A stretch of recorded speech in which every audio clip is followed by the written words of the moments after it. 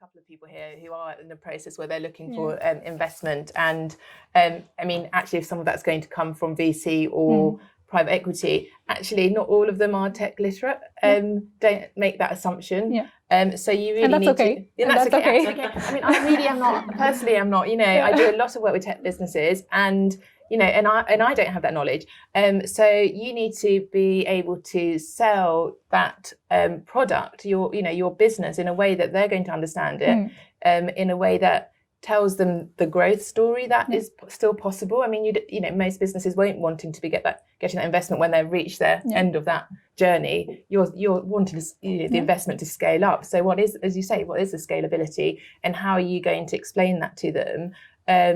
And you know, some of them are getting a lot more savvy. They'll have the relevant technology in house, or they'll use services like Camillus. But you know, you need to be able to convince these the finance people as to, you know, what's the story. You know, why is my business credible, and how do I demonstrate that through the information I'm presenting to you. Well, yeah, I guess specifically now in a world that everybody's using ChatGPT, so then they could just go there and then you go like, what is this tech stack of this company? Give me benchmarks, and then they would just make sure that this is the information that they get. So, you know, you're the one responsible for the information that you're sharing with these people, and you need to make sure that if they're interested, if they're slightly interested, just make sure that you make it super clear.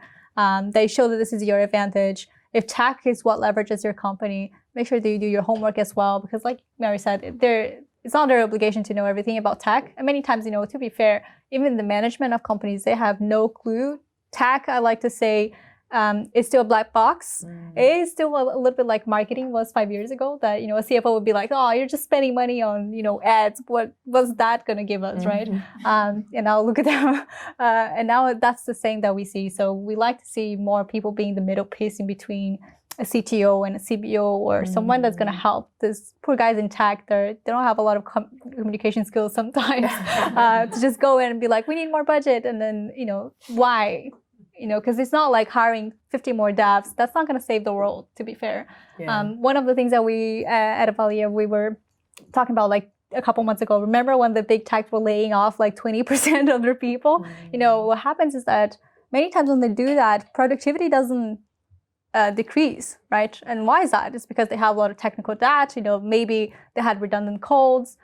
So in a way, it's not like hiring a lot of people, which is something that's an older mindset, I would say, from financialist funds, right?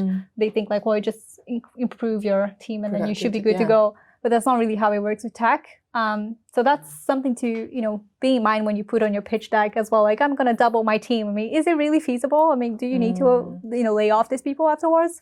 Because it's a reputational risk as well, right? So.